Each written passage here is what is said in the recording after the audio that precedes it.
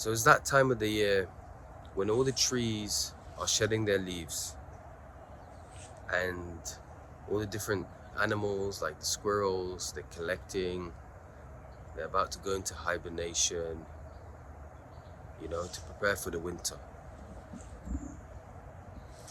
And so I thought it's only fitting to speak about letting go, right? Letting go of that which does not serve you, so that you may now rest for a while at least. So what's interesting about that, in the spirituality and self-development circle, you hear this phrase a lot: just let go and let live. Let go of the past because the past doesn't serve you no longer, and so on, right? And the way this typically looks like is if someone might come up to you while you're suffering and you're having these thoughts, you're concerned about a certain situation, a certain someone, and they say, just let go, just let it go. Now, yes, it's easier said than done. And I want to kind of change the way we look at this letting go, because I get so many questions, so many messages from people saying, look, I'm going through XYZ, how do I deal with this? Like, I need to let go, Well, I'm not really a therapist, so I can only really share how I go about this from a, let's say, self-reflection point of view. I don't try to let go of anything. Now, that does not automatically mean that I try to hold on to everything either. And the reason being is because when you try to let go of something which you know doesn't serve you, which you know is causing a lot of suffering, like a trauma, a memory, I don't know, a certain relationship, whatever it is, when you try to let go, there's a reason, okay? So whatever you're trying to let go of, there's a judgment taking place. You're judging and looking at the situation where, you know what, this is unfavorable. I don't want to think about this person anymore. I don't want to think about this past memory, this past experience that has happened to me. I need to let go so I can move on, right? And so, because there's a reason as to why you want to let go, right? It's perhaps also the same reason why it's not going anywhere. Even if you've managed to somehow convince yourself to then say that, you know what, I fully let go of this, I'm fully over this, I promise you that you can still be triggered by it, Every now and then the plane passes by. And I want to make sure that the audio quality is great on this video because, I want to make sure that the message is delivered clearly. And so imagine that every time the plane passes by, I get this massive trigger. And then when I go home after I've finished recording, I think about it. And then I lose sleep about it. And then before I record, I'm worried like, I'm trying to find a perfect moment to record so that there's no sound and so on. Well, I happen to live near an airport, and so it's bound to happen eventually. But in any case, I create all this idea around it and this narrative, and it just becomes a mess, And so I even feel triggered just remembering it. And I feel triggered just before I start recording. And it's just causing suffering now. It's causing some sort of internal conflict. So now I need to let this go. Is there like a button that I press to let this go? Is there something I need to do to let it go? And so let's completely look at this in a different way. Don't let go, right? Don't hold on to it either. Because usually when you suggest something, people think of the opposite straight away. Don't try to let go. Don't hold on to it. Understand it. There's something beautiful about seeking understanding. And that is, understanding can only take place if the entirety of the situation is taken into account. both the reason for and against. The entire spectrum is taken into account. The entire image, the entire plan, the entire surrounding thoughts.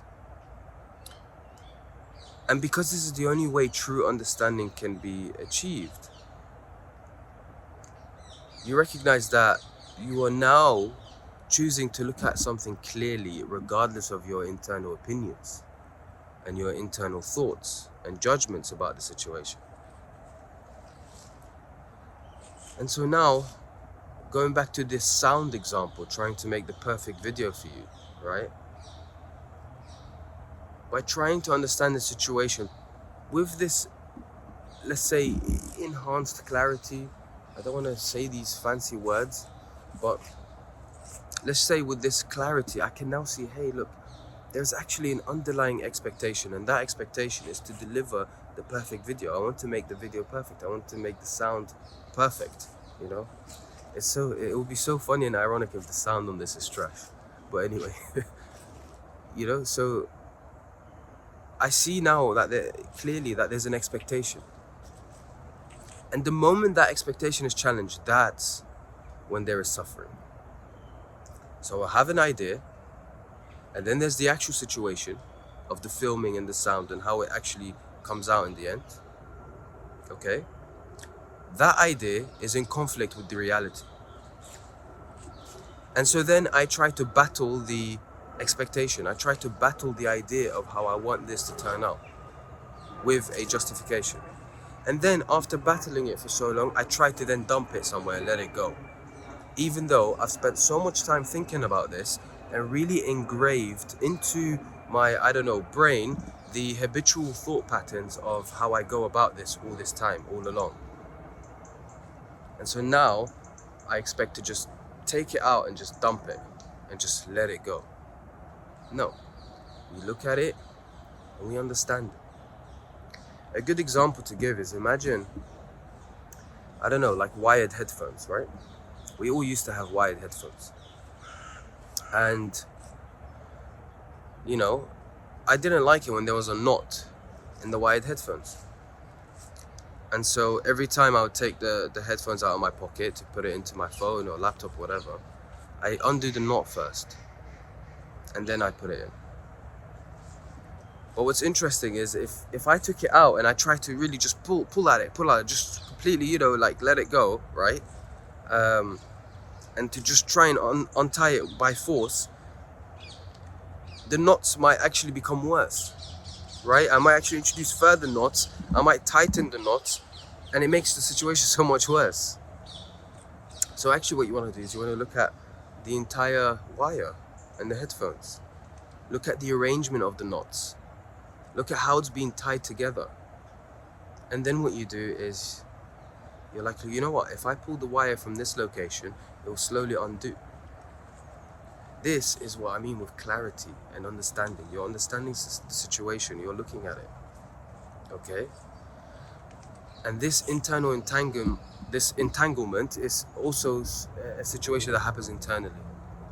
So emotions, thoughts, memories, all of this stuff, it's like a knot. It's an entanglement. And so you're like trying to avoid it and trying to get rid of it and trying to do this and trying to distract yourself away from it, but it's still there. And you might just be fueling it. So then you just slow down and just look at it, right? Here's the airplane sound. Just listen to the airplane.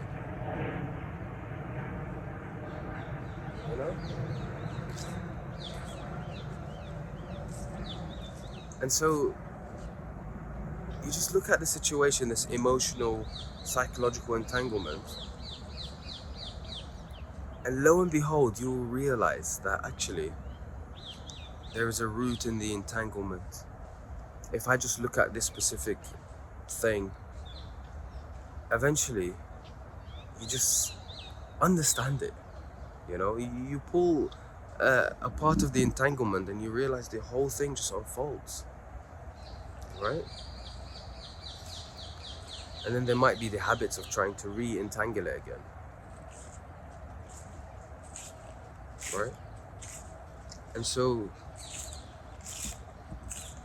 don't force letting go situation, you know. It can just fuel the current situation. That's all it is. Any form of avoidance, any form of resistance, see that as you giving power to the existing situation or conflict, right? If someone's, if someone's saying things to you and you are resisting or avoiding how it feels within you, then that person eventually becomes your arch enemy, right? And you now have a stronger justification to perhaps hurt that other individual or hate them and so on. So it's not about letting go, it's about understanding. It's a more holistic approach, right? This very letting go narrative can actually be very extreme. And you see this in very extreme parts of society or groups within society, whether it's religious groups or political groups, And it's like, oh, we're having so many problems, right? And it's because of, that other group.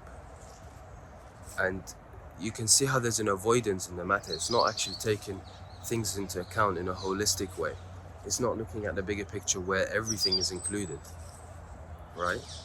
And very often when you try to actually avoid something or get rid of something, you realize that the underlying problem actually still persists, People have this very often with money problems,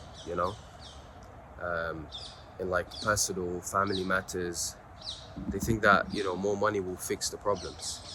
More money eventually comes in, but money only fixes money problems. It doesn't fix the current internal state or the relationships between the family members or friends or whatever. Okay? So look, it's not about avoidance. It's not about trying to let go. It's just so underrated to try and understand. Understanding is so underrated, And very, very often people are like, yes, I'm trying to understand. And they go and they read these books. And it's like, yeah, but in page 69, this particular verse or this line says this, thou shalt, da-da-da. And it's like, can you not see I'm trying to understand? But why are you looking outside of yourself to try and understand you? Right? And I think that's it. It's just understanding. So don't be afraid to feel the discomfort. Sometimes in order for you to begin to understand is you have to re-invite this discomfort or this entanglement or whatever the situation is. You kind of have to revisit it, and that's fine. Be ready for it. Look at it. So don't try to let go. Don't avoid. And be okay with understanding. Understanding is actually beautiful. Thank you so much for watching, and I'll see you on the next one.